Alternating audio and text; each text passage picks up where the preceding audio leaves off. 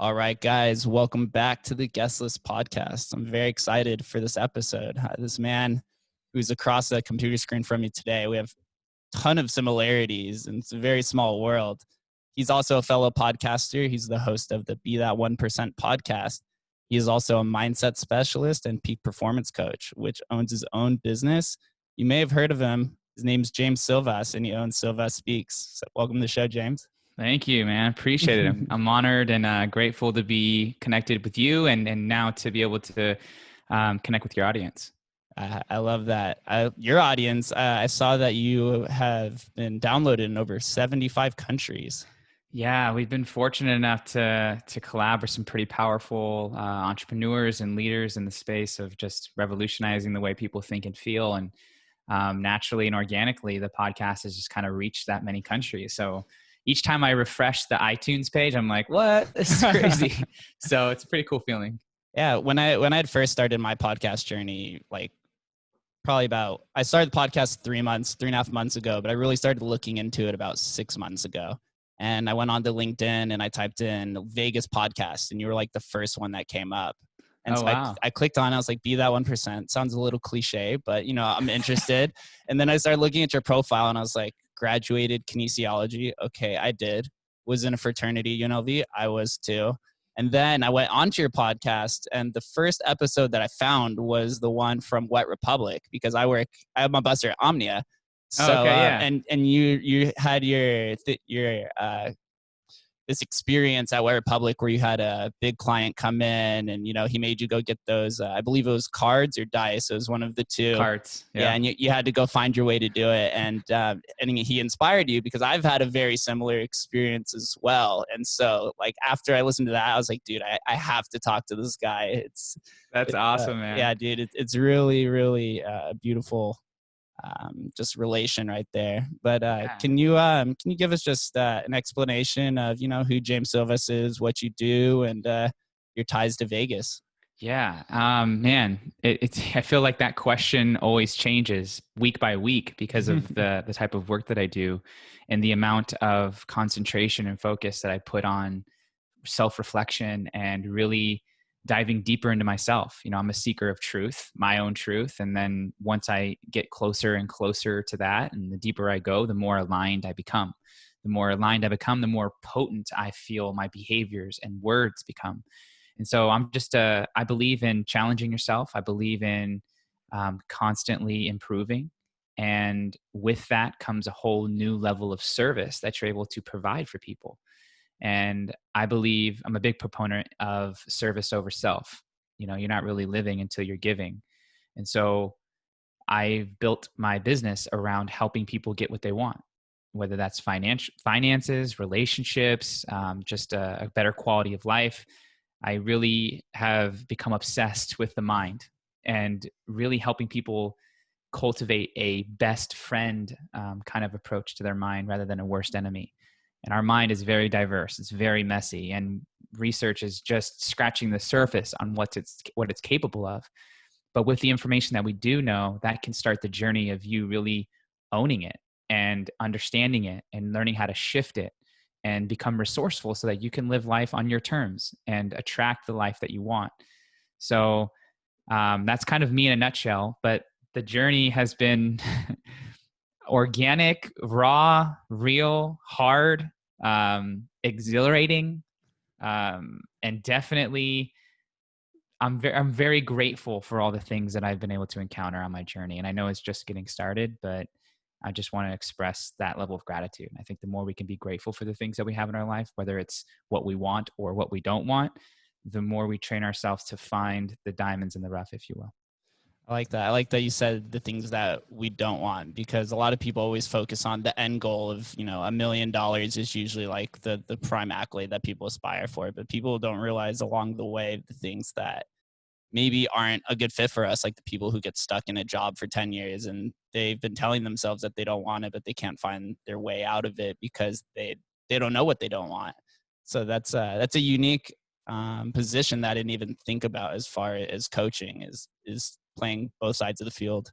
That's my job, right? I have to get people to see things that they can't see. And part of that is being able to dissect someone's thoughts and their language to bring awareness to how they're thinking, because that level of thinking is bringing them a certain level of results.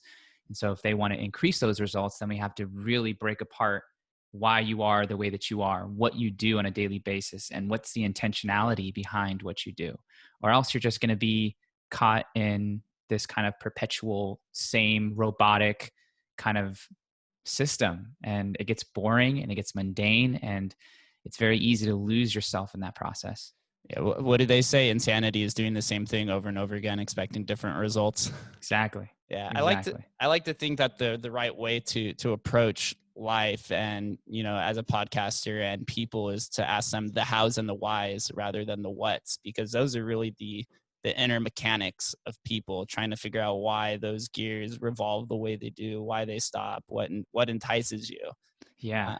Yeah. It's so true to that. Like I just read a quote recently saying that millions of people saw the apple fall, but Newton was the only one to ask why.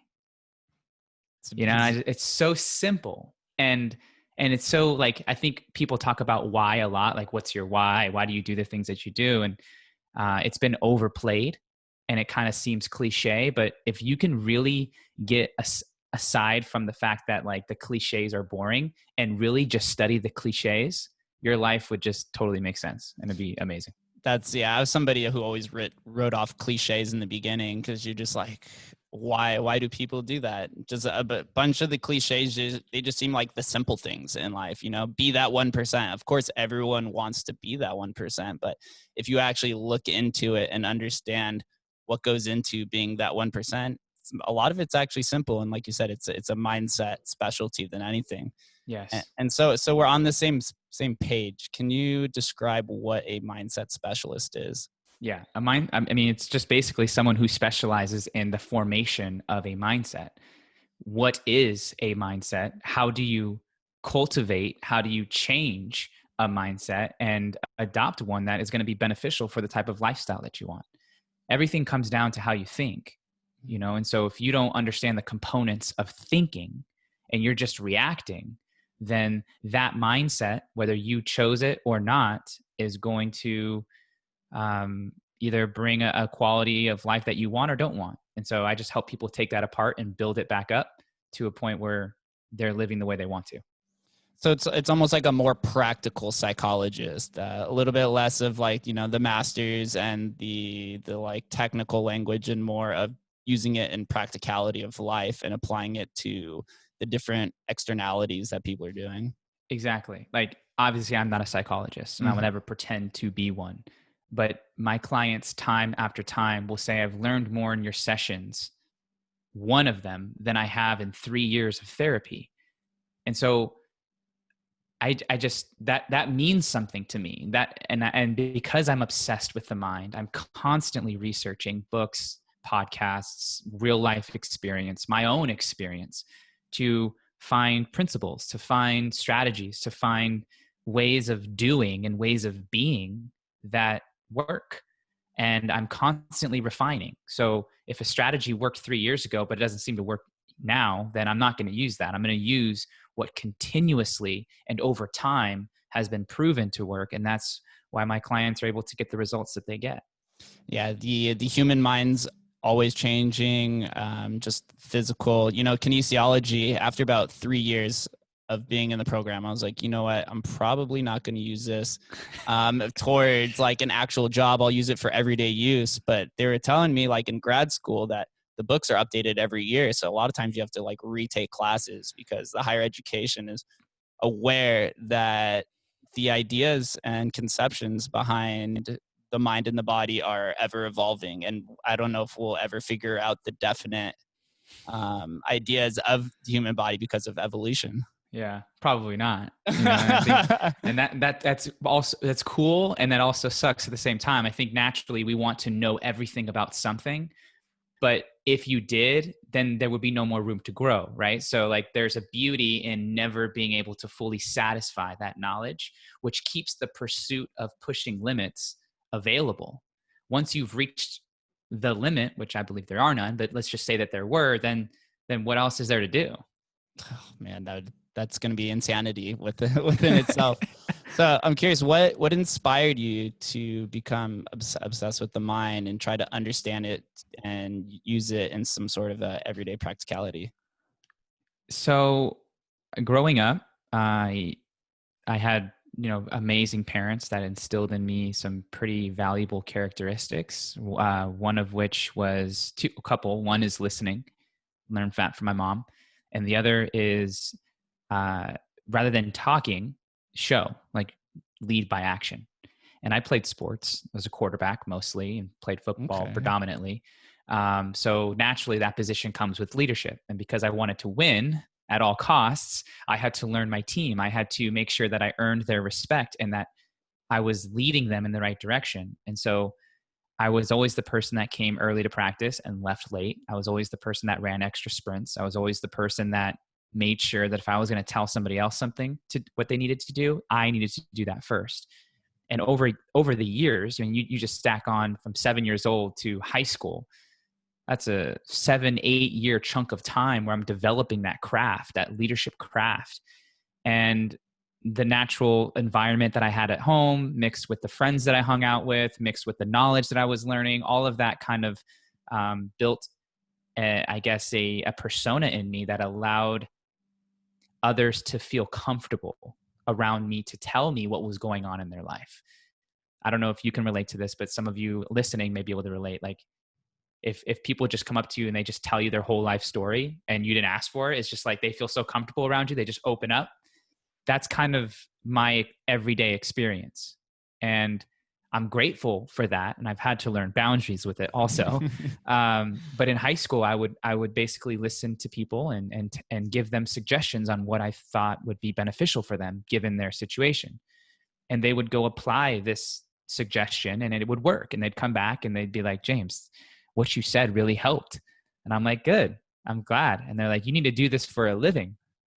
And I'm like, what is this? I'm just helping. Like, I don't know. And she's like, or they, he, she, they were like, you need to be a psychologist. And I'm like, ugh, right. At that time, it just sounded terrible.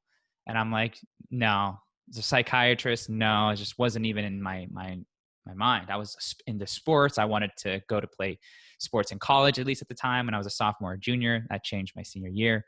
But then, as I approached senior year, I was like, man, I know that the requirement of playing sports is going to demand so much of my time, and I'm not willing to give that time. And for whatever reason, I didn't pursue sports, even though I had offers to many colleges. And instead, I decided to go to UNLV. And that's obviously where I met my wife, which I'm so grateful for. I joined a fraternity, as you know, and I met a professor my sophomore year that completely flipped my world upside down. He taught me neuroscience. He taught me psychology. He taught me how the mind and the body are connected. And every day in that class, I was mind blown by the stories, by the statistics, by everything that he shared. And I wrote every single piece of it down. And I began to share that with my family, share that with my friends. And that began to have an effect times on top of my natural skill. So I started realizing, man, if I just continue to share this knowledge, I can help athletes. I can help regular everyday people. Let me just pull on that a little bit. And so day by day, I started getting more courage to call myself a coach. Initially, it was just in my mind, but then over time, I began to say it out loud and actually put it in social. And then from there, people started reaching out saying, hey, I've been looking for a coach to help me achieve my goals. And I'm like, cool, let's do something. Come over to my house, $20 an hour. We'll go up in my office and we'll break it all down. That's literally how it started. Yeah. And there's many stories within that, but that's kind of the gist of how it all began. I'm curious, what kinesiology class was that? And it was professor? 424 with Dr. Mark Guadagnoli. And I think the name of the class was mental performance. I think I actually had him as a professor. My favorite class I ever took was motor learning across the lifespan. I think it was like Kin 316. Yeah, 316. He taught that too. Yes, that's who he was. He was. There wasn't much class work. Everything was done in the class, and he made sure everyone participated. And he's the one that had something which opened my eyes was called the golden triangle, which he preached, which was in the front, you want to sit in the front row, and then in the middle section of like rows 2, 3, 4 in class. That's where you get the most attention from. And he was able to analyze different issues across like people's thinking and apply it to people who are 20, 21, who are still developing their own minds. That's funny. That's something. So that yeah, I always he was the preach, professor, right? So you know him. You felt what that energy was like. So I was just enthralled. Like he just pulled me in. And then later, I ended up working for him for a short period of time. And then him and I actually went to Peru in December together. Oh, wow. And now we're like quote unquote colleagues, which is a dream come true for me to be able to call him and go over his house and collab with him on projects, research articles that we've written together now. It's insane to go from sitting in his class to now, being side by side with him. It's incredible. Yeah, it's a different dynamic once you're literally graduating past being a student, but in the life form. And now you have a different relation. He could give you different personal insights, which, they can't really speak on in the class because it's maybe not as professional, but their personal experiences dive even deeper into whatever they're preaching, especially him. Very, very, very solid professor. Yeah, for sure. So yeah, that's good. Okay, so you graduated UNLV. At what point in time did you start Silvas Speaks and formed it into an LLC? Was that right off the bat? Did it take a few years to grow into? Yeah, so I graduated in 2011 and immediately got a job into physical therapy because I thought that that's what I wanted to do. Realized very quickly that's not what I want to do. And I needed more money. And so when you're in Vegas and you're young and you have all the time in the world, you naturally, at least for me, you get a job in the industry. And so I got a job at Marquee Day Club initially. And that was a really cool experience, the day club there, working at the pool, learning that whole side of things. And then from there, went to Wet Republic, which is, one of the biggest day clubs, if not the biggest in the world. And it's really hard to get in. And so when I found out that I was selected, I was like, oh man, this is incredible. This was around the time where I had been personally developing. I had been cultivating this mindset of teaching, of understanding myself, of really doing the personal development work and tuning in, which I think is really hard to do. And I had 2 to 3 years of reading, of accumulating all that knowledge.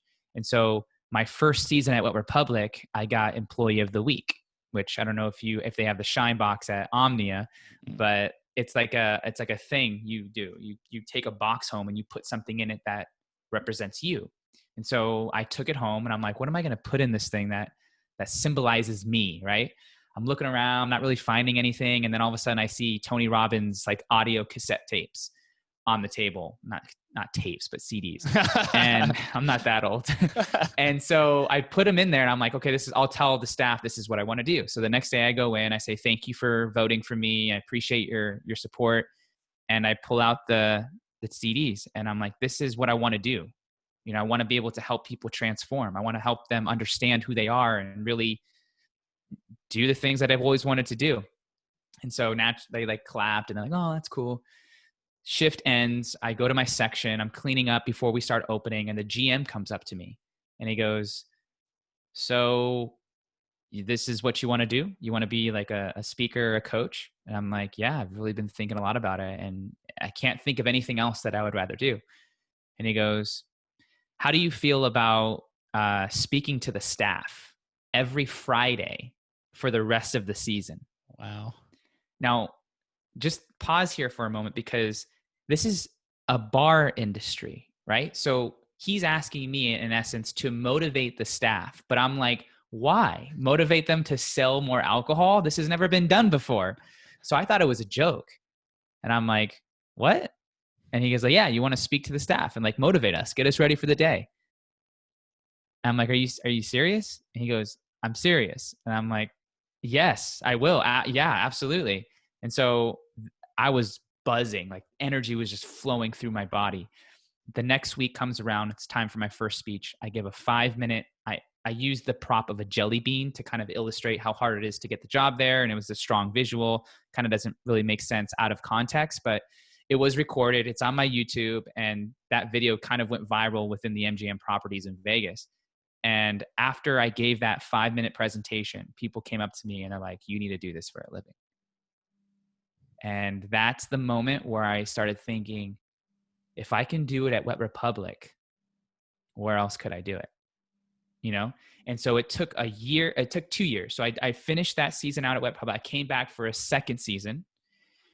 That second season is when I started Silvas Speaks, because I had already had the idea of branching off after my second season. I already told the GM I was leaving, I wasn't coming back.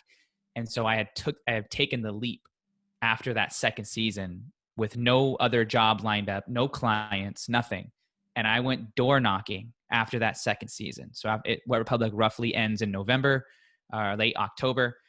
So for 5-6 months, I was door knocking businesses in Vegas. Any business, I would just knock on the door, walk in and be like, hi, my name's James Silvas. I'm a peak performance coach and I can help your employees, connect more and be more positive, morale, boost sales, all of that stuff.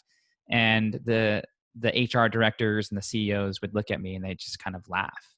I'm this 24 young looking kid. What am I going to teach their staff is like what they were thinking, I imagine. And that went on for a while until I met one person at a Coffee Bean, approached her, invited her to my event, gave her my card. She called me. I went into her company, pitched myself, and that was the first client that I had that replaced the money that I was making at Wet, working the same amount of hours. Wow. It was insane, man. It's been a journey.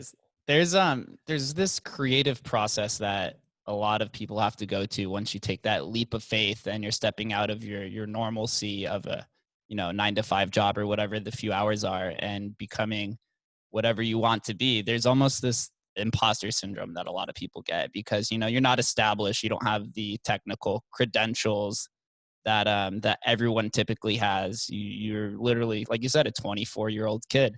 So you have to convince people somehow that they need you. And so you have to find specific ways of doing this. It's kind of like how I felt with podcasting. I had thought about this for a long time, probably 2 years, but I put up these mental barriers for years of like, why can't I do it? And eventually once I started it about 3.5 months ago, I had this like do or die moment where I was like, if I'm going to do this, it's going to be now. It has to be now. And it was almost like a calling. And I know that sort of feeling resonates with a lot of different entrepreneurs and founders that I've talked to across Vegas. And because it almost feels like God or whatever belief that you have is talking to us, and that's kind of how we have to go. And we find different routes to go and do this. And so I like that. Literally, you probably weren't even thinking about walking into, that Starbucks and talking to her. And she ends up changing your life for the future. Yeah.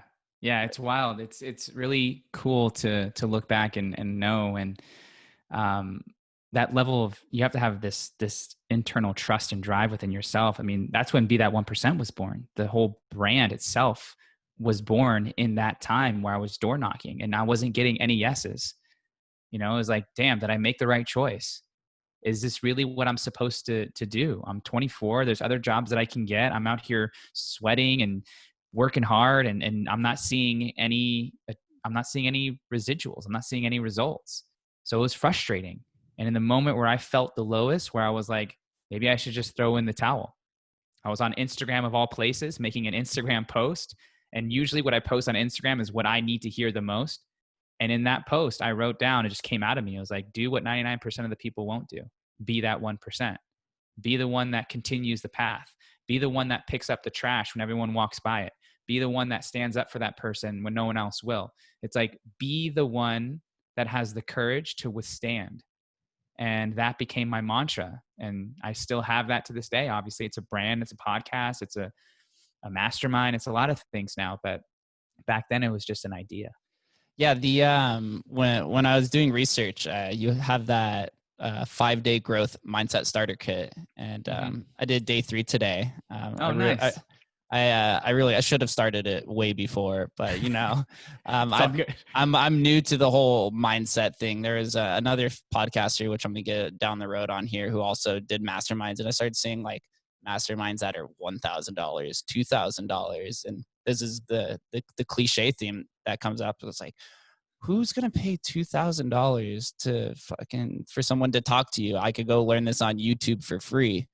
And he let me into one of those mindsets for free, just as like a favor. And man, dude, completely reshaped my thinking of what a mastermind really is. Because what you see on Instagram and social media and some whatever marketing strategy you have, they only let you into a small amount, and it's the good things in life. But in the mindset, what I noticed is he was talking about a lot of the things that he didn't want, a lot of the won'ts, a lot of things that you shouldn't do. You don't really see that on Instagram. No. And also I noticed that was also what your mindset thing did as well. The one today was talking about tough conversations to have. And that's something that a lot of people fear, but it's just something that's a mental barrier that we all put up in life. For sure. I dropped 25 grand on a mastermind for a year. And really? I was nervous as hell to put that money up. And people ask, was it worth it? Yes, but not in the ways that they thought, not the ways that I thought. I thought, 25,000 worth of information. The information was solid and the connections that I made were incredible. But past that, deeper than that, it was the first time in my life where I became valuable enough to invest in. And that was priceless. And if I had to spend 25 grand to do that, then I'd do it again.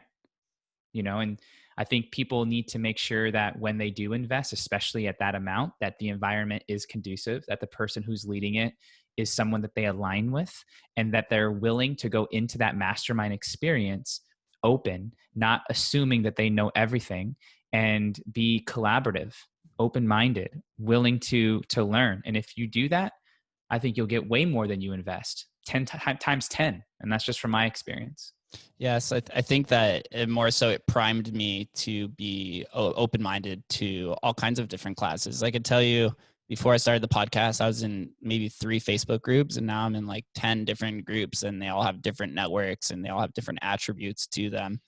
But it was because I was like, you know what, I'm going to finally invest in myself. And yes, even though he did give me that class for free, I had to take the time to put the effort in.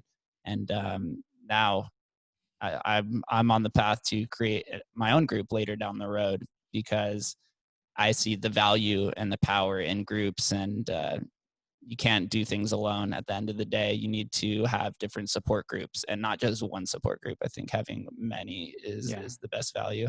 Yeah. And knowing what the value is of those support groups, right? Like if sometimes if you're in too many groups, all of the things that you're learning get watered down because you're spread too thin with too many ideas. So you want to be very intentional about what environments and what groups you're a part of, knowing that they're going to strengthen a part of you that is necessary. Because I know people that just join groups just to join groups, but there's so many things to do that they don't end up doing anything, right? So it's like you only have a select amount of time and attention. So wherever, know that is an actual limit that we do have, is the amount of time and energy we have. So where are you going to put that time and energy? And so if you found the right places, good. Keep it up. Yeah, I like that. I'm a big person. Once I dive into something, I have to know everything, and then eventually size it down. Once I feel like I've got the right information, and you feel like you're in the right situations. And so when it comes to focusing on what's important, and you get your own clients, is there some sort of misconception that people find themselves in, or like the same typical barrier that people put up that you have to assist them with? Yeah, it always comes down to fear. Fear of what people think, fear of success, that if I actually go through with this, the level of accountability, responsibility, and how my life will change scares me. So I'll just justify and make up excuses as to why I'm not taking action. The other one is obviously failure, but that kind of boils into what people think. If I fail, then my parents will look at me a certain way. My friends will see that it didn't work out for me. My significant other won't respect me anymore. So I'll make myself busy in other areas so I don't have the time to take action in the places that I know I need to, but don't. That's one.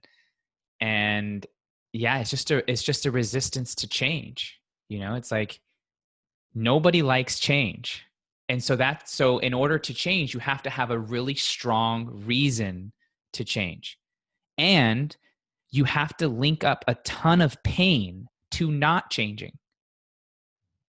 If not changing is more beneficial than changing, you'll never change. And so as part of my job is to get people to see that if they don't change, they're not going to get the life that they want, which in most cases is accurate. And I have to find the right leverage point to get people to commit to themselves so that they actually take action towards the things that they want, or else there's just going to be a million excuses.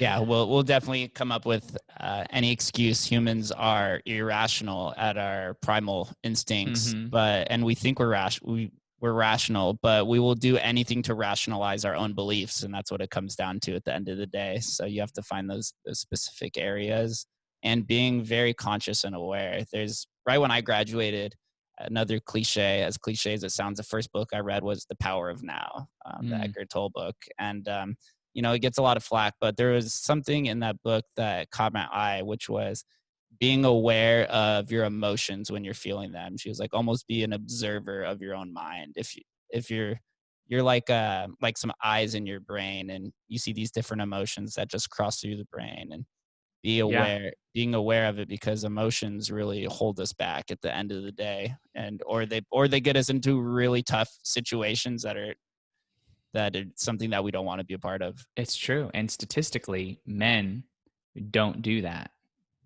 When we feel things, it's like we either lump several different feelings into one emotion, or we just don't even look at the emotion altogether. And I was so guilty of that. And before I did therapy, as I did proactively, I wanted to search out a therapist in that sense to kind of help me see things that I wasn't aware of.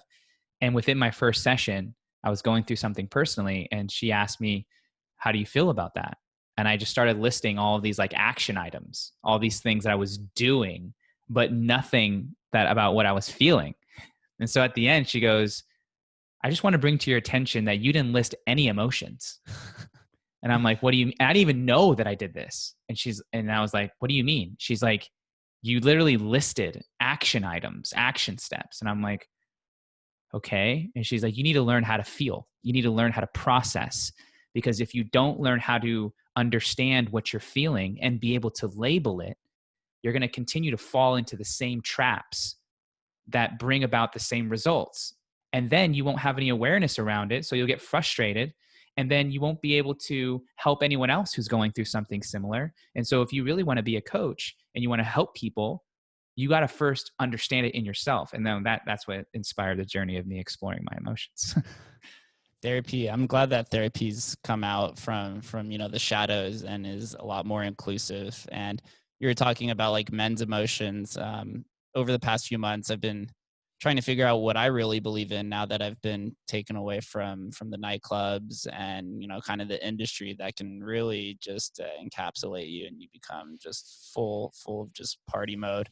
And so one of the people that I've turned to was Jordan Peterson, which I'm sure you're probably yes. very, very familiar with. And he gets a lot of flack for being, right-winged or whatever the political, but he doesn't really speak on politics ever. He talks about how like the mental model of men has always been suppressed. And that's something that you actually just spoke on your Instagram Live literally a few days ago. Yeah. Yeah. And it's like suppression and then also responsibility. I think he talks about that endlessly. It's like the thing that will change almost everything is us taking personal responsibility for our lives, not blaming it on our circumstances, on the people around us, on our environment, on our upbringing, but taking responsibility of who you are, what you do, and how you do it, to the point where you become self-sustaining. And I think we have a lot of codependency. We have a lot of numbness. We have a lot of naivety around people's blocks. And one of the hardest things is to admit that there is a problem, because we think that if we say that there's a problem, that means we are a problem. And it's no, you have to learn to distinguish between that. We all experience problems. We all have mental blocks. We all have emotional turmoil that is going through us. And if we don't voice that, then that begins to brew and grow and eventually explode into something that we don't want. Yeah, completely. Something that he preaches on a lot, and I'm curious on what your opinion is. He talks about the hormonal and biological imbalances between men and women, and how a lot of people, they don't take that into accountability, and they think of everyone just as like a blank slate. And that's where a lot of these differences come from, and that we need to be very accepting of it, because that's just how evolution turned and how biology is. Do you think that the hormonal and biological differences are something to play, and that should be a little bit more into the limelight? Yeah, I think it will always help to have more awareness on that. Naturally, men need to learn how to channel anger. And if they don't, then that can bleed out into other areas: over aggression, dominance, too much, lack of collaboration. And that all kind of creates, if those things aren't in check, it can create silos where people don't communicate, and people won't feel included, if they won't feel like a sense of community. And so I think there's some awareness that needs to be built around that. And then for women, naturally, their communication style is more communal. And so they are more about the compassionate piece and the empathy and the let's all like come together. Whereas men are more status and who has the biggest, And so if we can be more mindful about those aspects, and instead of trying to prove that I'm better, own your own lane and collaborate with someone who is better than you at what you want to be good at, then I think we'll have way more breakthroughs. I think business will continue to innovate. I think there's a lot of other positives that will come from an awareness around those aspects. I think awareness is really key to that. I also thought just the concept of awareness, I never really looked at it as something that was very serious, like, because you see all these awareness campaigns that are passed on through social media, awareness, and kind of the older generation, somebody who really preaches on that the most. But there's so many things that I was not aware of that I just discovered over the last 3 months, that I'm like, there was a light bulb that just like went off my mind, and I was like, oh, this is what they mean by awareness. Like, you need to understand where people are coming from, and to maybe not speak sometimes, and to be they say the best way to understand is to be understood first, or it might have been the other way around. But it's being aware of how people are feeling, and not being as, I think it comes down to not being as materialistic as society is, and be a little bit more humanistic. Yeah, like when we value things too much, we value ourselves less. Mm-hmm. So it's really like being mindful and aware of where that value structure is. And then to what you said, I'm trying to remember exactly how you said it. But the awareness is basically understanding what you're doing and when you're doing it. And it sounds simple, but if that level of awareness lives in you, then you can step in and consciously choose how to act. That's independence. That is autonomy. That means you're in control. If you're just reacting based off of the emotions that you're feeling and you're not really thinking about it, then you're not in control. The environment or the person or the emotion is. So having that it starts with awareness, and then through that awareness can become the mastery over your emotions. The emotional savviness begins to take form. And when it comes up, that emotion, you'll feel it, you'll know what it is, and you'll know what to do, rather than saying, what the hell am I feeling? And get angry that you don't know what it is, and then like destroy something in your path. It's so true. There's hundreds of emotions that I didn't know existed, and recently, 2 years ago, I decided to quit drinking and partying, and indulging in a lot of different substances across the board. And after those first 2 months, I also got a therapist as well, and I told her that there were a lot of emotions that were like coming to the surface that I hadn't felt in a long, long time. And it's just weird. And I never thought that that emotions and feelings could be suppressed. When I was in college, and we all want to be that frat star. You put a lot of those emotions first because you just want to go out and experience, and you want to be dominated. That's really like the testosterone that's speaking more than anything. But again, going back to the awareness theme, it was again the light bulb. I was like, oh my god, I felt a lot of empathy for people. I felt a lot of like sadness. There was a few times where I started crying during some movies, as like anti-masculine as it sounds, but it felt really good because it hadn't happened in years and years. And I was like, what is happening to my body? It was like is pure, Yeah. is interesting to understand that even at the age of 28, that I still didn't, or at that time was 26, I still didn't completely understand my mind and my body. Yeah.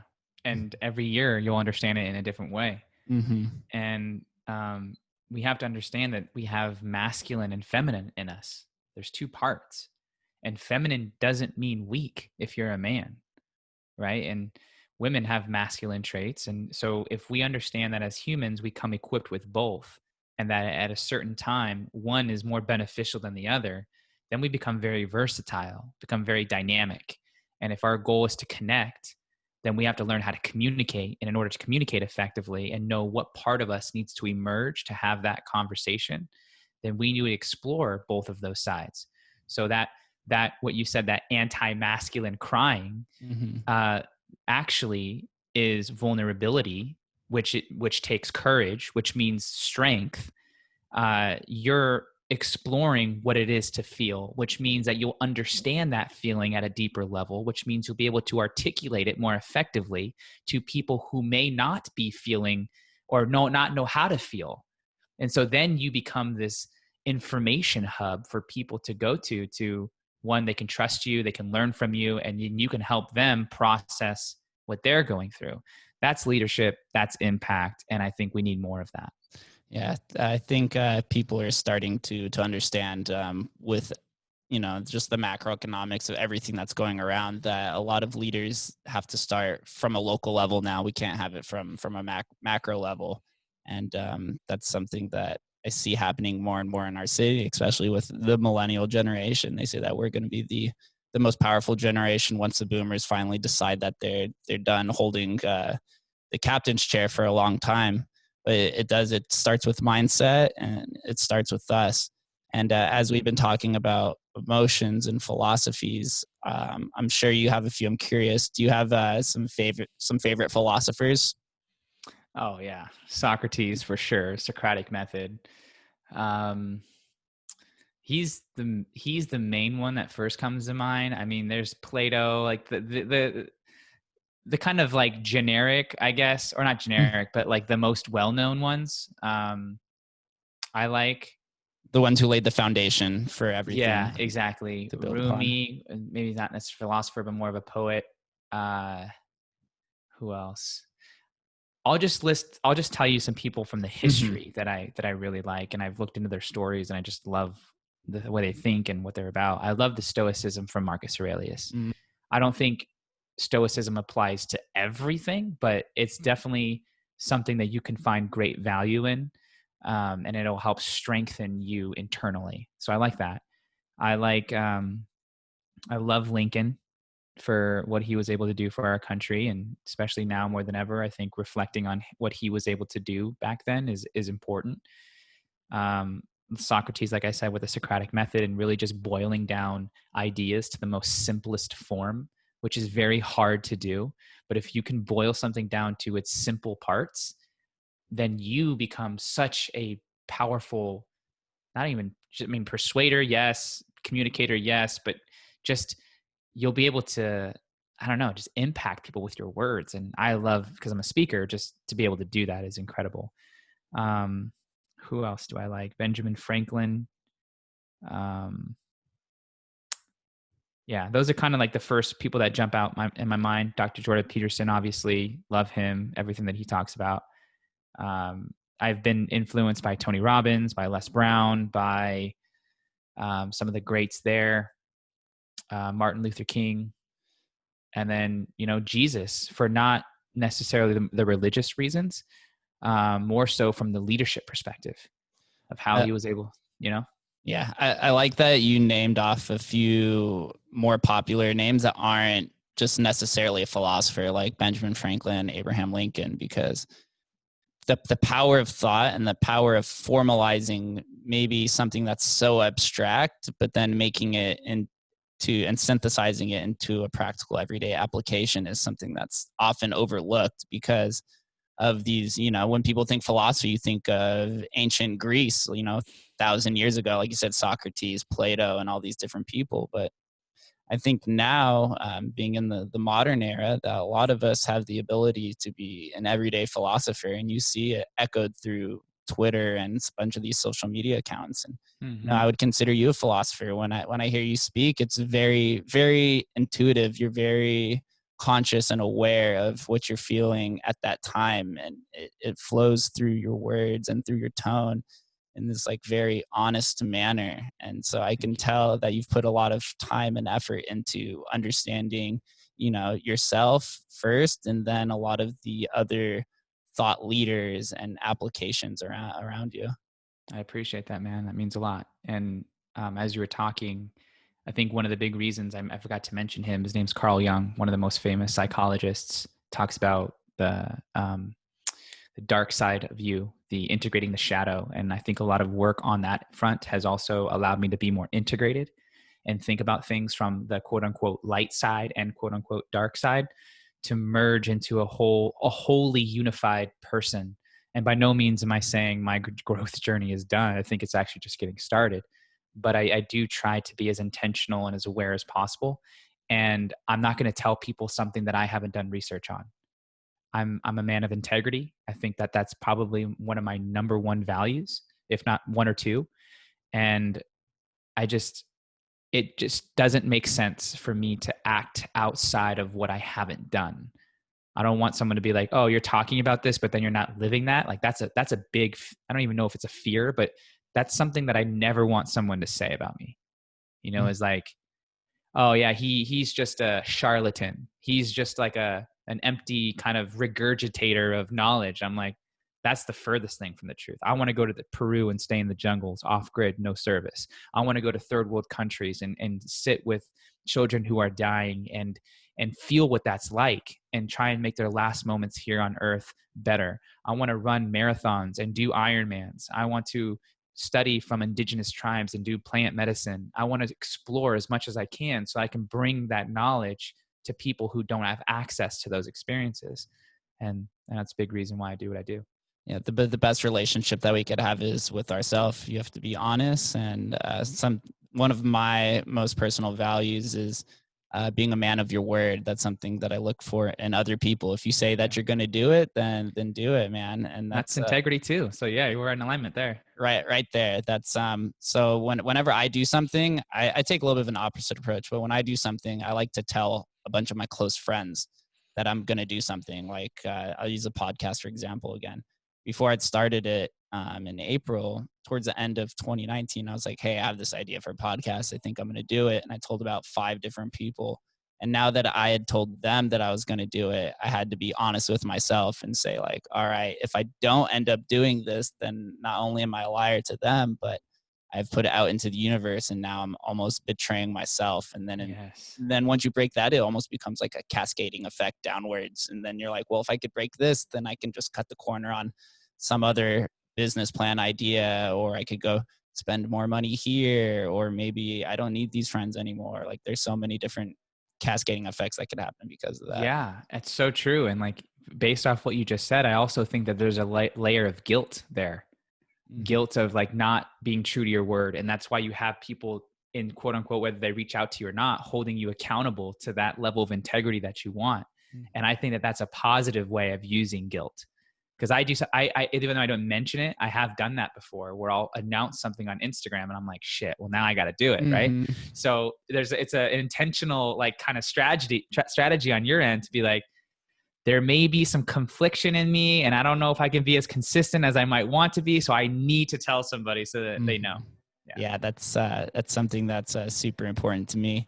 And intentionality, that's something that I like as well. I know that you've been intentional multiple ways. Something that I wanted to talk about was your seminars, your in-person seminars that you've done. I saw that you'd been featured on a few news channels at some point. What was the thought behind creating something in person and these workshops, and kind of just go through the thought process behind it and into inception? Absolutely. So the first workshop seminar event I had was in 2015, I believe. I had to go door to door to sell 50 tickets, of course, and wouldn't have it any other way though. And I think a big reason was I wanted to impact as many people as possible, and so it seemed initially like a good rule of thumb to be able to get as many people into a room to tell them the same message. Rather than me meeting with 50 different people, I can meet with 50 people all at once. That was one way. That was one reason. I think the other reason was also establishing a community. People that reach out to me all the time come from places where the people in their corner aren't necessarily the best influences on them. It's very toxic. Maybe they just got out of a relationship, or their family isn't supportive of their dreams, or their friends, although they love them and respect them and have fun with them, they don't seem to bring out the best version of them. And so I wanted to create a space where people can come and learn the concepts and information that's going to take them to the next level while connecting with other people who wanted the same. And I think after that first event and feeling just completely alive and my soul was on fire, and seeing how everybody connected and exchanged numbers at the end, and some people have gotten married from our events or have become best friends and stayed best friends. Like, these are the relationships that get formed at our events. And so it's like, it's a no-brainer to keep having them. But initially it was because I want to impact as many people and I want to get people to connect with other people. So those are probably the biggest driving forces. Wow. Yeah.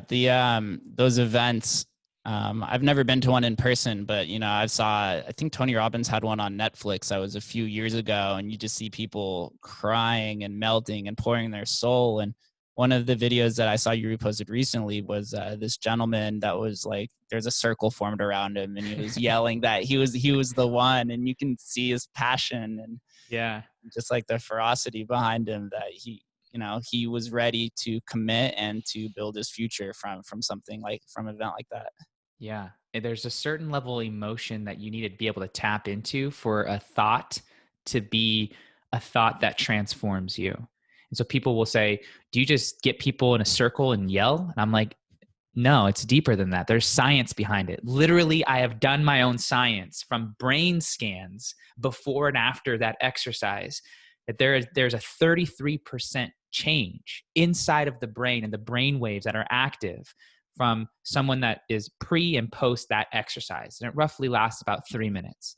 And multiple people are going within what you just saw. But the reason why I do that is because people have this what is it called? A repressed kind of feeling that circle allows them to get out. Right? So there's a freeing aspect, and then there's a feeling of the power aspect. And so you attach both of those emotions to the idea of a new version of you, a new identity that you're stepping into. And that emotion reinforces that new thought over and over. And the stronger the emotion, the stronger the ingraining. It's like rubbing a nail over a piece of wood. If you rub it over twice, there's not really going to be a deep mark. But if you go back and forth thousands of times, there's going to be a deep gap in that wood. It's the same thing with emotion and idea. if you can attach massive amounts of emotion to a single idea, the formation and the realization of that idea begins to germinate and unfold and bear fruits. And so in that moment, what you witnessed was him stepping into a version of himself that he didn't know was there, that now he has access to, that he can continue to build from that moment forward. Wow. It's really powerful. Were you nervous at all before your first oh, hell yeah, full-on event? Hell yeah. I was like, is it going to go well? It's like, because it was 3 hours, right? And I'm like, oh, I got to keep people's attention for 3 hours. Am I doing the right thing? Am I imposter syndrome? Like, people paid money to be here. Are they going to get the results? And once I actually just started talking and I connected to the intention and to the purpose of why I wanted it, that fear kind of subsided. But yeah, I get that all the time, especially I still get that to some degree when I speak to higher and higher level audiences, like speaking at different universities or submitting research to these really high-end publications or being interviewed by, some pretty high-end people. There's a certain level of like, oh man, there's a nervousness, right? Mm-hmm. But I think that level of nervousness always produces a better experience because there's a form of humility there, but there's also a form of trust there that I've been through this before and I know I can get through it. And so it's like this dance of not letting yourself think that you haven't done enough while also not letting yourself think that you've done too much. Yeah, it's just like, I know you could relate to this, just like when you're playing high school football, right? Right before that game, the drums are going off, beating, even if it is the 5th or 6th game, you're just like, man, I don't want to let my teammates down. I don't want to let myself down. Everyone came here, paid money. We got to win. But after that first play, you're like, oh, it's on. We're in it. We're in. I'm ready for this. I'm ready. Yep. I get that similar feeling exactly the same with podcasting and, with interviewing people, because you don't want to mess it up. But then after the first, 5 minutes after opening a podcast, because still haven't figured out how to actually open a podcast. I don't think there is one of the guys that I just had recently on the show. He's like, I've been doing this for 20 years. I still have no idea how to open a direct conversation. That's like those icebreakers. And I know there's a little bit of a science to icebreakers. Do you have any specific icebreakers? So I'll answer that question, but you made me want to mention something here. I think it's important. I think that there's a distinction here between intention and expectation. Okay. And if you get too involved with the expectation, there's too much anxiety. Because the whole time, if I have an expectation of how this interview is going to go, and then it doesn't go that way, I'm fighting you the whole entire time to try and get it to the way that I want it, rather than just connecting to the intention, which is to serve and to understand and to connect and share. And that intention allows me to be malleable. It allows me to be flexible. It doesn't create resistance. It creates flow. And that flow is what produces the best type of experiences. So it's like you have to have a certain level of outcome that you're wanting, but also be open to surrendering that in order to honor the intention. So it's almost like you're boxing yourself in a sense. Because your expectation might be a fifth of what the actual experience could be if you just focus on rooting in the intention. It's being in the present, Exactly. The moment, like going back to the power of now, right? Like the moment is all you have. And you may say that sounds, not you, but people listening, oh, that's metaphorical, that's philosophical. It is, but it's actually also true. Like you only have this moment. And so if you can maximize, or if you can build yourself and train yourself to take advantage of all that this moment right now is, imagine how much more magic you would create, how much more of a deep connection you would have with people, how much more life you could squeeze out of each moment if you were truly more present than you are currently. This is something that goes along the lines of meditation, and why meditation is so powerful, but yet so tough in the beginning, because you have to be aware of your thoughts and you have to be conscious of your surroundings and conscious of being able to sit still, which is tough. It's tough for me. It's tough for a lot of people. Have you ever experienced anything or practiced meditation? I practice meditation just about every day. And Really? I think part of at least the problem for myself and most people is like we attach a part of our identity to doing things. You know, I got to go do something in order to be something. I got to go work. I got to go do this. I got to go do that. I got to go do. And so when we have a moment to just be, and there's nothing associated with being except being, then it's like, well, what the hell do I do here? Right. And so there's that level of discomfort that you have to be okay with to find another version of yourself so that when you actually do, it'll come from the being. So rather than doing to have to be, you'll be being, then doing, and then having. That completely reframed everything that my life was about. And I became way more effective. I became way more efficient. And that's part of what meditation allows you to do. It allows you to get outside of yourself and into a part of yourself that you didn't even know was there.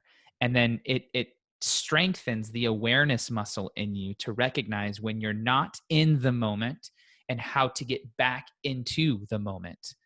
But initially it's tough. There's so many thoughts going through your mind. Like on average, we have 60,000 thoughts a day. So for you to sit there and believe that you can become thoughtless is impossible unless you're a monk that's been training for like 40 years. So you sit still. And if you can't sit still for longer than 5 minutes, then just do 5 minutes and work up to 7 and then 10 and then 15 and then however long you want to go after that.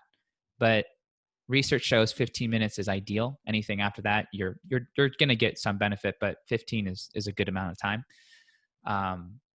But it took me probably about 2 to 3 weeks to finally get situated and like find my rhythm, connecting to my breath, to the environment, to observing the thoughts, not becoming the thoughts. And now I've been doing it for over a year and a half consistently. And it's made the world of a difference. My intuition's stronger. My ability to articulate things is stronger. My awareness about who I am and what I'm doing is stronger. And then I also can connect to people stronger because I'm holding a space. I'm holding an energetic frequency that is still. So when people talk to me, it's like they're so attached to the do that it's like, vroom, they can come in and relax and actually breathe and connect back to their purpose, to who they are, or to this moment. Wow. That was a lot to take in right there. I was having like 3 or 4 different epiphanies during that conversation. Do you ever when you're in a podcast and you're interviewing someone or you're talking and you're just listening and you almost forget that you're in a podcast because I'm visualizing everything that you're saying. That's exactly what had just happened for a second. I was like, oh crap, I'm in this. Oh, no, brother. Yeah, I feel that all the time. I love that. I was visualizing that. So there's a few components, I guess, to being, a mindset specialist. It sounds there's a philosophical aspect to it, idealism. There's the psychology aspect, there's the biology aspect. Then what we just gone over, there's the spiritual aspect. Yes. Is there any other aspect to mindset? I think physical for sure. Yeah.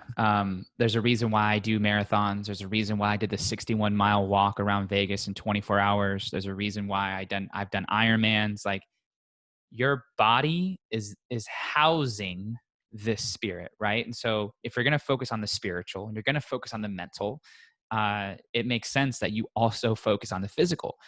Not just for that, not because it just houses you, but also because the body is a resourceful bed of information, and it holds on to memories and emotions. And if you don't understand what your body is feeling within the space that you're in, then you're doing yourself a disservice at understanding intuitive knowledge.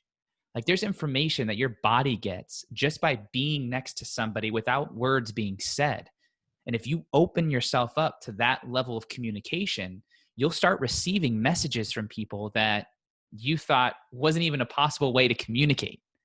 Like, there's been times where I've been with coaching sessions with clients, and I'm just sitting there kind of like, starting the process of the session. And all of a sudden I'll just get a thought and I'll say, are you thinking this, or have you been feeling this way? And I can't tell you how many times this has happened. And they're like, get out of my head. And it's because I've learned how to silence myself enough to tune into their body, their mind, their energy, whatever you want to call it. And I just get information. But I wouldn't be able to do that if I didn't understand my body. So part of it is listening. Part of it is challenging it physically, like with fitness and exercise. Um, and then I think another part is just appreciating everything that it does for you. Your heart, the blood flow, your lungs, your digestion, your reproduction, like gratitude that you don't have to think about any of that. Like it just does it for you. That's pretty cool. We're some very complex organic machines at the end of the day. Exactly. I think I like that you said gratitude, because we're breathing and we're blinking more than anything that we don't even notice. So being mindful of these different biological functions is something that we have to be appreciative of. Yeah. I do like that. I do want to get back though. You said 61-mile walk in one day. That was a challenge that I had thought about after thinking like, what can I do that's literally outside of what anyone has done that will scare the crap out of me.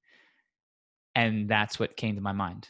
Was like, it was originally walking from my house to Mount Charleston, because that seemed like a pretty crazy feat. And that was 58 miles. And I'm like, that's a long time. And then I was like, and I'm going to do it in 24 hours. So I'm like, oh shit. And then the more I started telling people about it, the more they're like, are you going to have people do it with you?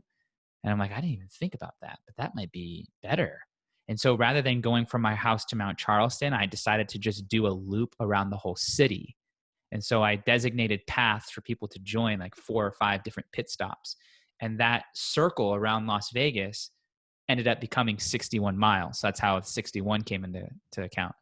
And I think probably 30 people joined me at different stages of that time frame. And oh man, I learned so much about myself there. And at mile 56, I thought I was done. Like I was on the ground at a gas station, literally lifeless. And I had to dig deep inside of myself and bully myself to get up and finish. And I actually ran the last 5 miles to the finish line. And it was absolutely incredible.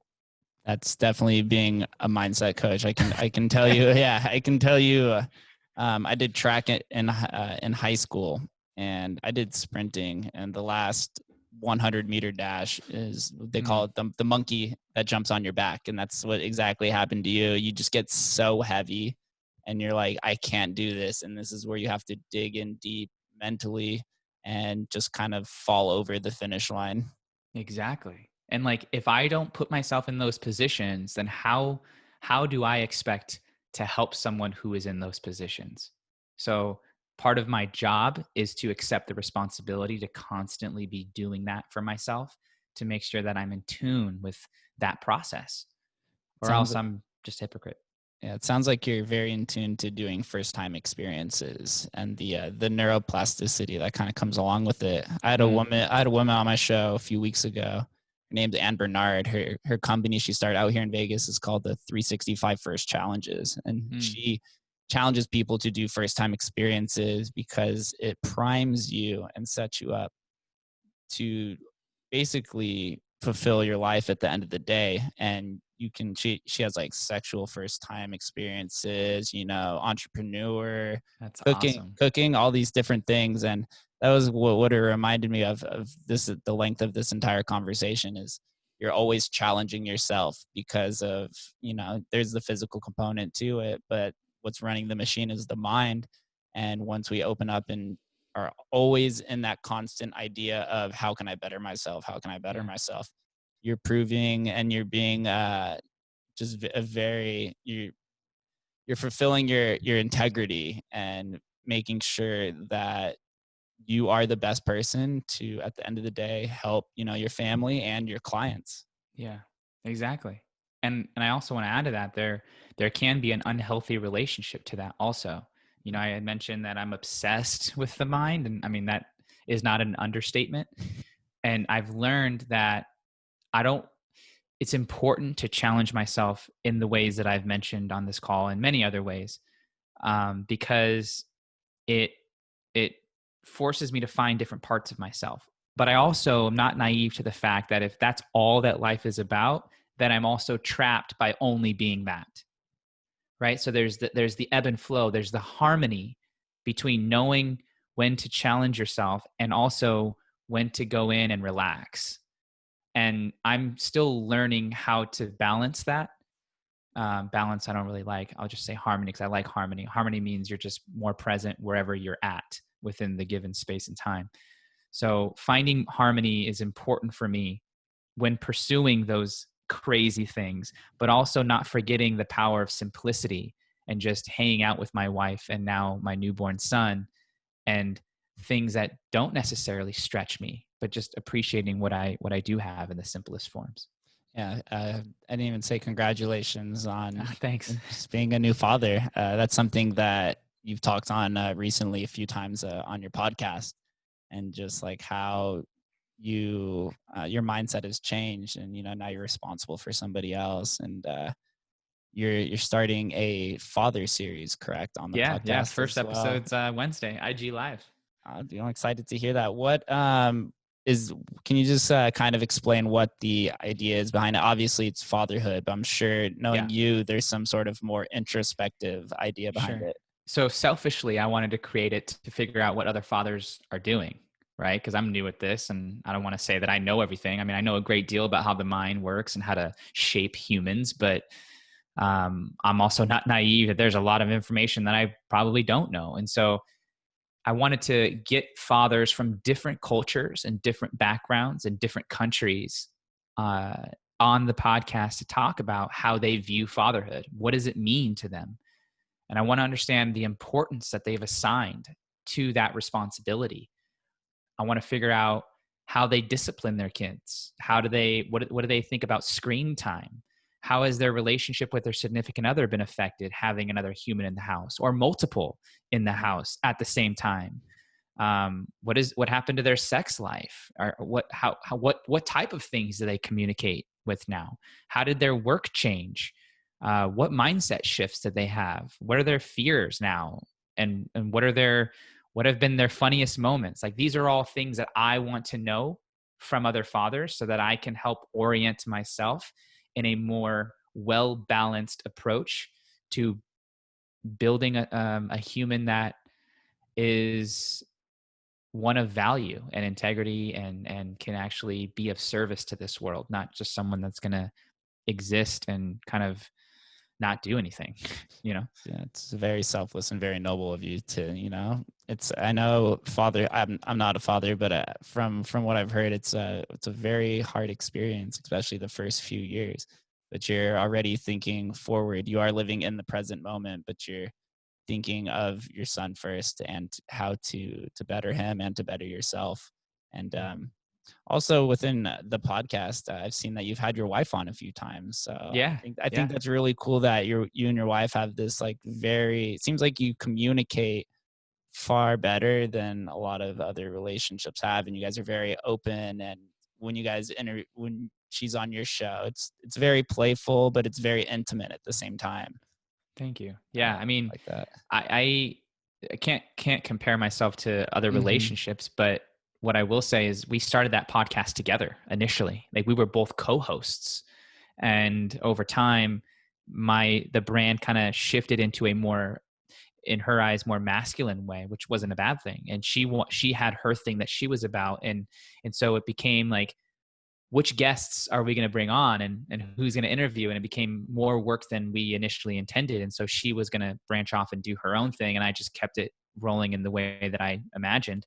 So that's kind of like how it started and then kind of where it is now. But every time she comes on, I mean, we've been through so much together. We've been together for 10 years, married for 4. Now we have a kid. So we've had some roller coaster moments. We've had some moments where, gosh, I mean, pits in my stomach would come up when I would have to tell her about my fears and insecurities. And she knows about my past relationships and me to her. And, we've talked about just about every topic we can possibly talk about under the sun.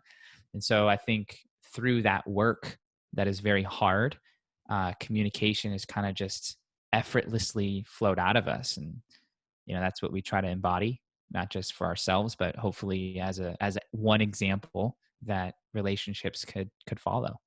Yeah, it's definitely something that you can hear on the other side of the microphone. Well, I guess it'd be the headphones, but yeah, I really do enjoy those few episodes. And as far as the podcast, you said that she was originally the co-host, and then it has evolved since. Just explain what direction the podcast has gone and how it's helped be that 1% brand. Okay, so I wouldn't have a podcast unless it was for her. Unless it was for her. I mean, she set all of it up. She's more of a back end systems person, where I'm more of like, let's just do it. So she gave me the structure and the strategy, and so she started it, gave me the idea, and then together we kind of built it off of just these different aspects of mindset, kind of like what you alluded to earlier. People in business, how do you think about business? How do you think about relationships? How do you think about life in general? How do you think about these common experiences that people face in their life? And so we would just bring people on that would fit within one of those buckets. And as I began coaching more clients and just tuning into myself, a very masculine, challenging part came out of me. I think just instinctively and naturally. And she was more in the self-love kind of feminine space. And so we were having that wasn't a problem. It was more so just like a misalignment, I guess, where some of the guests that I wanted to bring on, she was like, well, I don't know how to interview that person. I wanted to bring on like ultra Iron Man and all these like physical feat kind of people. And she was like, okay, cool. And then she wanted to bring people on that talked about self-love and more of the softer feminine sides, which I was like, okay, but I couldn't really relate with. And so I think over time, she wanted mostly to just focus on that, and I wanted to focus on that other side. And so she actually brought it up in the car one night. She's like, so how do you feel about this? And I'm like, yeah, well, I mean, it would make sense. It would be easier to kind of have more creative flow and not have to think about if you want this guest on, and just actually just bring them on. So I don't know if the podcast has gotten better. It hasn't gotten worse. I just think it's different. And so it's good in the different kind of perspective. I think it would still be great if she was here, but I feel more in alignment with having the creative control over it rather than having to share it with her in moments where we're not in alignment. Even if it isn't your significant other, having a co-host to a show it's tough. There's a lot, you could be best friends, you could be husband and wife, but at the end of the day, having complete control is really necessary in order to have the right narrative for the show and how people view it. Like when you look at the majority of the successful, we'll just say just podcasts, for example, they're all single hosts, because people can, they can relate easier to one person than two. And sometimes if you have two, then one person ends up, getting a little bit of flack from the following, and it creates like not a divide between the hosts themselves, but the audience puts a divide between you guys, and it's tough at times. It's interesting. Yeah. I did a lot of research before I decided to go into podcasting, and that was one of the reasons why I decided to just run solo. It's easier for people to relate, and that's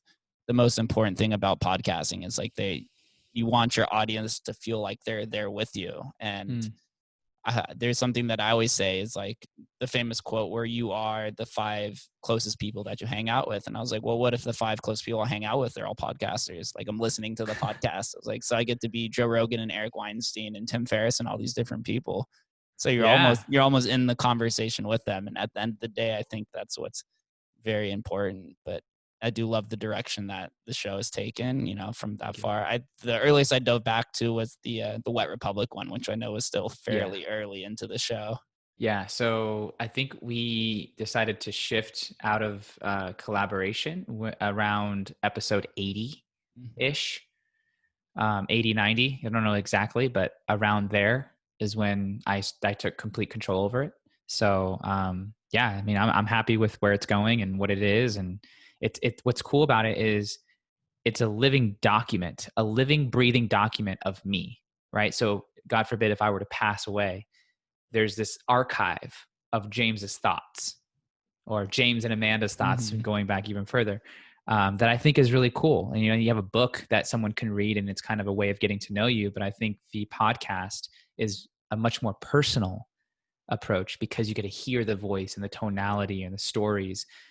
And at each episode is attaching with it the new knowledge that you have about life, yourself, the topic you're talking about, and the guests that you hear. So it's cool to think about it that way.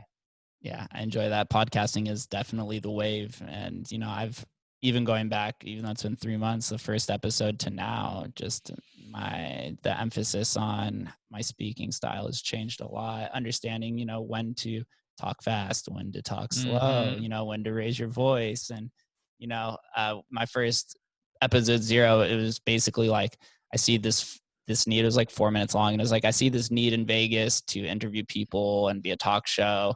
I was like, I know I'm bad now and I feel vulnerable. And I said this on the camera, I feel vulnerable, but this will be a great episode to look back a year from now and just be like, wow, I had the right mindset and the skills came along the way. And I know that resonates through many different disciplines throughout life. Absolutely. That's it right there. Agree. So, we've been going an hour 21. Yeah.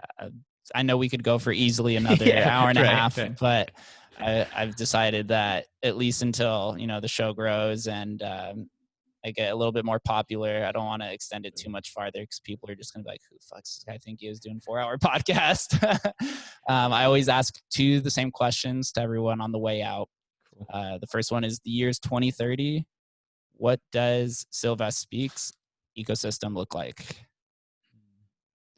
In 2030, 10 years from now, Silvas Speaks looks like a coaching service with multiple different minds involved, coaches specifically, that are able to impact many different pockets all over the world. There's virtual components, there's in-person components. I think the services evolve to, rather than just being US based, to obviously international based. I see the Be That 1% podcast growing even more. And then I just see me in stepping into more of the father role. At that time, Aiden will be 10. Aiden, if you're listening 10 years ago, you're 10 now. So you're playing sports, you're, finding what skill you have and what gift you have in this world. And I just want to be able to spend as much time cultivating him to be a well-balanced human being. And I'm sure that we'll have other kids. So future kids that I don't know your name to right now, you'll be following suit. And then I want to be an even better husband to my wife. And I see the business being successful enough to allow us to go wherever we want, do whatever we want. And as long as everything that we do is rooted in service and we're able to give back, that's kind of what I imagine at this moment. I enjoy that. It was a very warm response. I love that. And last one is, what does Las Vegas mean to you? Home. It means, when you think about home, I think about somewhere I grew up. I think about my roots. I think about who I am. I think about formation and foundation. And to be a part of Las Vegas when not much was here, and to see how fast it's changed in the last 3 to 4 years with sports teams and, Vegas Strong, and just the community aspect that we're learning to build because we are such a young city. I feel a sense of pride for being a native and initiating and doing my part to bring people together within this city, and hopefully to be a leader of it in some capacity, not necessarily in politics, but just as someone that's embodying unification and collaboration and utilizing people's strengths. to make this world a better place. Yes, very noble. No doubt in my mind that will happen. How can everyone get connected with you? Yeah. So best way, easiest way is Instagram, James_Silvas, Silvas. Feel free to all my information on their website, email, all of that. Feel free to shoot me a DM. I'd love to connect with all of you. And then my podcast, which is also linked up. Everything's on my IG. So that's probably the easiest place to send people. Yeah, I'll be sure to capture everything in the show notes as well. James, thank you for coming on to the show, man. Loved everything about this conversation. I know next time I'll be a little bit more established, and we could go even longer about philosophy, mindset, and growth. Well, hey, I mean, I appreciate you doing the work and for actually putting this message out there and for taking the leap and trusting yourself that you'll be able to unfold and make it what it is you see in your mind. So that takes a lot of courage. I respect you and honored to be on the show. Appreciate that. Thank you guys for listening, and we'll catch you next time.